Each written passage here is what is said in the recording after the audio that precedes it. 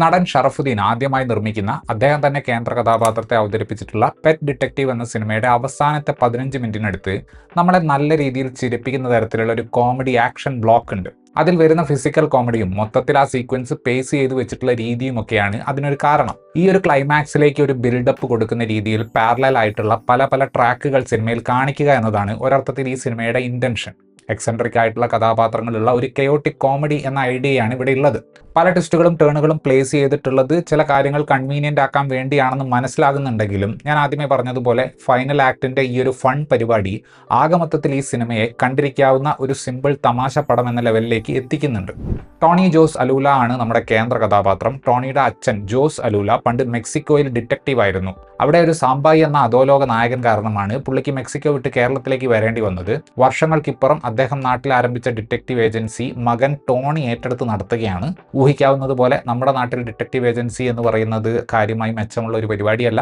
അങ്ങനെയിരിക്കെ ടോണി തന്റെ ഗേൾഫ്രണ്ടിന്റെ അയൽവാസിയുടെ കാണാതെ പോയ കണ്ണനെ കണ്ടുപിടിച്ചു കൊടുത്തതോടെ അയാളുടെ കരിയറിന്റെ ലെവല് മാറി. അതിനുശേഷം നടക്കുന്ന സംഭവബഹുലമായ കാര്യങ്ങളാണ് നമ്മൾ പെറ്റ് ഡിറ്റക്റ്റീവ് എന്ന ഈ സിനിമയിൽ കാണുന്നത്. മൾട്ടിപ്പിൾ ട്രാക്കുകളുള്ള കെയോസ് കോമഡി ജോണറിൽ പെടുന്ന ഒരു സിനിമയാണ് പെറ്റ് ഡിറ്റക്റ്റീവ്. സമാനമായ ട്രീറ്റ്മെന്റ് ഉള്ള മറ്റൊരു സിനിമ നമ്മൾ ഈ അടുത്ത് കണ്ടത് സാഹസമായിരുന്നു. ഈ സിനിമയുമായി ബന്ധപ്പെട്ട പ്രൊമോഷൻ പരിപാടികളിൽ CID മൂസ പോലെ ഒരു സിനിമ ഉണ്ടാക്കുക എന്നതായിരുന്നു ഒരു ആസ്പിറേഷൻ എന്ന് അണിയറ പ്രവർത്തകർ പറഞ്ഞിരുന്നു. അത്തരത്തിലുള്ള സ്ലാപ്സ്റ്റിക് സ്വഭാവമുള്ള ഒരു സിനിമ മലയാളത്തിൽ വന്നിട്ട് കുറച്ചു കാലമായി എന്നതായിരുന്നു അതിനൊരു കാരണം. ഈ സിനിമയുടെ എഴുത്ത് നോക്കുകയാണെങ്കിൽ ഒരു സ്ട്രക്ചറൽ സിമിലാരിറ്റി ചില കാര്യങ്ങളിൽ CID മൂസയുമായിട്ട് കാണാം. പോലീസും മൂസയുടെ കുടുംബവും തമ്മിലുള്ള പ്രശ്നങ്ങൾക്ക് കാരണം ഒരു വിവാഹബന്ധമായിരുന്നെങ്കിൽ ഇവിടെ അത് പ്രണയമാണ്. പിന്നെ പോലീസും ഡിറ്റക്റ്റീവ് ഏജൻസിയും തമ്മിലുള്ള കോമ്പറ്റീഷൻ എന്ന ആംഗിൾ ഈ സിനിമയിലും ഉണ്ട്. ചില സീക്വൻസുകളുടെ ദൈർഘ്യമാണ് തുടക്കഭാഗങ്ങളിൽ ഒരു ഇഷ്യൂ ആയിട്ട് തോന്നിയത്. ഒരു ഉദാഹരണം പറയുകയാണെങ്കിൽ ഇന്റർവെല്ലിന് തൊട്ട് മുന്നേയായി വരുന്ന ഷറഫുദ്ദീനും അനുപമ പരമേശ്വരനും ഉള്ള ഫൈറ്റ് സീക്വൻസ് സാമാന്യം രസകരം തന്നെയാണ്. പക്ഷെ പ്ലോട്ടിന് അത്യാവശ്യമായ ഒരു സീക്വൻസ് എന്ന് നമുക്ക് അതിനെപ്പറ്റി തോന്നുകയില്ല. അങ്ങനത്തെ ഒരു കാര്യം കുറച്ചധികം നേരം നീണ്ടുപോകുന്നത് പോലെ തോന്നി. പോരാത്തതിന് അത് കഴിഞ്ഞ് കാര്യമായിട്ട് കോൺഫ്ലിക്റ്റ് ഒന്നും എസ്റ്റാബ്ലിഷ് ചെയ്യാതെ പെട്ടെന്ന് ഇന്റർവെൽ കാർഡ് വരുമ്പോൾ മൊത്തത്തിൽ ഒരു താളപ്പുഴ തോന്നി. 10 വർഷത്തിന് മുകളിലായിട്ടുള്ള അഭിനയ ജീവിതത്തിൽ പ്രദർശിപ്പിച്ചിട്ടുള്ള കഴിവുകളെല്ലാം ഈ ഒരു പടത്തിൽ ഷറഫുദ്ദീൻ നമുക്ക് കാണിച്ചു തരുന്നുണ്ട്. ഏറ്റവും മുന്നിൽ നിൽക്കുന്നത് സ്വാഭാവികമായിട്ടും ഹ്യൂമർ തന്നെയാണ്. കൗണ്ടർ ഡയലോഗുകൾ പറയുന്നതിലുള്ള പുള്ളിയുടെ അസാമാന്യ കഴിവ് ഈ സിനിമയിലും ഒരുപാട് രംഗങ്ങളെ മെച്ചപ്പെടുത്തുന്നുണ്ട്. പ്രത്യേകിച്ച് ഷറഫും ജോമോനുമുള്ള കോമ്പിനേഷൻ സീനുകൾ. അവിടെയും ഇവിടെയും ചില സ്ഥലങ്ങളിലായിട്ട് ഒരു ഹീറോ സ്വാഗർ കാണിക്കാനുള്ള അവസരവും പെറ്റ് ഡിറ്റക്റ്റീവ് ഷറഫുദ്ദീന് കൊടുക്കുന്നുണ്ട്. അനുപമ പരമേശ്വരന് ലഭിച്ചിട്ടുള്ളത് സാമാന്യം നീളമുള്ള നായകന്റെ കൂടെ ഏറെക്കുറെ എല്ലാ ഘട്ടങ്ങളിലും ഉള്ള തരം ഒരു നായിക കഥാപാത്രത്തെയാണ്. സാമാന്യം നല്ല രീതിയിൽ തന്നെ അനുപമ അത് പെർഫോം ചെയ്തിട്ടുണ്ട്.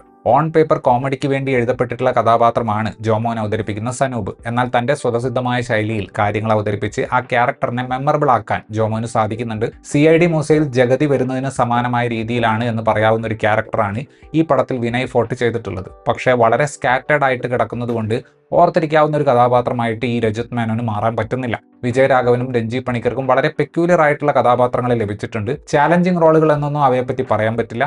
ഇവരെ കൂടാതെ വിനായകൻ, ശ്യാം മോഹൻ, പ്രസീത, നിഷാന്ത് സാഗർ, ഭഗത് മാനുവൽ അങ്ങനെ ചെറിയ കഥാപാത്രങ്ങളായിട്ട് ഒരുപാട് പേര് ഈ സിനിമയിൽ വന്നിട്ടുണ്ട്. പ്രണീഷ് വിജയൻ സംവിധാനവും രചനയും നടത്തിയിട്ടുള്ള പെറ്റ് ഡിറ്റക്റ്റീവിന് വളരെ യുണീക്ക് ആവണം എന്ന തരത്തിലുള്ള ആഗ്രഹങ്ങളൊന്നുമില്ല. ഏറെക്കുറെ സാഹസം പോലെ തന്നെ പാരലായിട്ട് 1-2 നെറേറ്റീവുകൾ സെറ്റ് ചെയ്ത് അവസാനം അതെല്ലാം ക്രോസ് ചെയ്യുന്ന ഒരു ക്ലൈമാക്സ് സൃഷ്ടിക്കുക എന്നത് തന്നെയാണ് ഇവിടെയും സംഭവിക്കുന്നത്. തുടക്കത്തിൽ പലപ്പോഴും വളരെ മിനിമലായിട്ടുള്ള ഇവന്റുകളിൽ സിനിമ കുറച്ചധികം സമയം സ്പെൻഡ് ചെയ്യുന്നത് പോലെ തോന്നി. പിന്നെ ഒരു സൈക്കോപാത്തും കുറെ സ്മഗ്ലർമാരും ഒക്കെയുള്ള ഒന്നിലധികം സബ് പ്ലോട്ടുകൾ വലിയ ബിൽഡപ്പോടെ കൊണ്ടുവരുന്നുണ്ടെങ്കിലും അവസാനത്തേക്ക് അവയെല്ലാം അവഗണിച്ച ഒരു ഫീല് തോന്നി. CID മൂസ പോലെ ഒരു സിനിമ എന്റർടൈനിങ് ആകുന്നതിനുള്ള ഒരു പ്രധാന കാരണമായിട്ട് തോന്നിയിട്ടുള്ളത് ഒരു ഇവന്റിൽ നിന്ന് അടുത്ത ഇവന്റിലേക്ക് അത് വളരെ സ്മൂത്ത് ആയിട്ട് ട്രാൻസിഷൻ ചെയ്തു പോകുന്നു എന്നതുകൊണ്ടാണ്. എന്നാൽ പെറ്റ് ഡിറ്റക്റ്റീവിന്റെ കേസിലേക്ക് വരുമ്പോൾ ആ ഒരു ഒഴുക്കിലേക്ക് കാര്യങ്ങൾ വരാൻ കുറച്ച് സമയം എടുക്കുന്നുണ്ട്. അത് വന്നു കഴിഞ്ഞാൽ വളരെ സ്വാഭാവികമായിട്ട് തന്നെ സിനിമയിൽ ഹ്യൂമർ വരുന്നുണ്ട്. പടത്തിന്റെ വിഷ്വൽ സ്റ്റൈലും ലെൻസിങ്ങും എല്ലാം നേരത്തെ പറഞ്ഞ ഒരു എക്സാജറേറ്റഡ് കോമഡി സ്വഭാവത്തിനെ പിന്തുണയ്ക്കുന്ന രീതിയിലാണ്. രാജേഷ് മുരുകേശന്റെ മ്യൂസിക് ഉപയോഗിച്ചിട്ടുള്ളത് ഏറെക്കുറെ ഒരു പശ്ചാത്തല സംഗീതത്തിന്റെ സ്വഭാവത്തിലാണ്. 2 മണിക്കൂറിൽ താഴെ ദൈർഘ്യമുള്ള പെറ്റ് ഡിറ്റക്റ്റീവ് ഒരു മാഡ് ക്യാപ്പ് എന്റർടൈനർ സ്വഭാവത്തിൽ എത്താനാണ് ആഗ്രഹിക്കുന്നത്. ഒരു പരിധിവരെ അങ്ങനെ ആകാൻ ഈ സിനിമയ്ക്ക് സാധിക്കുന്നുണ്ട്. പ്രഡിക്റ്റബിൾ ആകുന്നു എന്നതിനേക്കാൾ ഫെമിലിയർ ആയിട്ടുള്ള പലതും ക്യാരക്ടറൈസേഷനുകളിൽ കയറി വരുന്നു എന്നാണ് എനിക്ക് തോന്നിയത്. അതുകൊണ്ട് തന്നെ ഒറിജിനൽ എന്ന് വിളിക്കുന്നതിനേക്കാൾ ഇൻസ്പയർഡ് എന്ന് തോന്നുന്ന രീതിയിലുള്ള എലമെന്റുകളാണ് പടത്തിൽ കൂടുതലായിട്ട് വരുന്നത്. വിനയ് ഫോർട്ടിന്റെ കഥാപാത്രം സിനിമയുടെ ഫൈനൽ ആക്ടിൽ വരുമ്പോൾ നമ്മൾ ആ ക്യാരക്ടറിനെ കുറിച്ച് ഏതാണ്ട് മറന്നുപോയ ഒരു സമയത്തായിരിക്കും ആ വരവ്. ഇങ്ങനെ ക്യാരക്ടറിനെ മറന്നുപോകുന്ന ഒരവസ്ഥ CID മൂസയിലെ ജഗദീഷ് ശ്രീകുമാർ അവതരിപ്പിച്ച കഥാപാത്രത്തെ പറ്റി നമുക്ക് പറയാൻ തോന്നില്ല.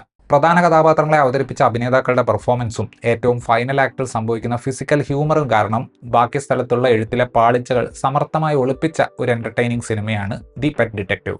ഇത്രയുമായിരുന്നു ഈ സിനിമയെക്കുറിച്ചുള്ള എൻ്റെ റിവ്യൂ. വീഡിയോ ഇഷ്ടപ്പെട്ടാൽ ലൈക്ക് ചെയ്യുമെന്നും കൂടുതൽ വീഡിയോകൾക്ക് വേണ്ടി ഈ ചാനൽ സബ്സ്ക്രൈബ് ചെയ്യുമെന്നും പ്രതീക്ഷിക്കുന്നു. താങ്ക്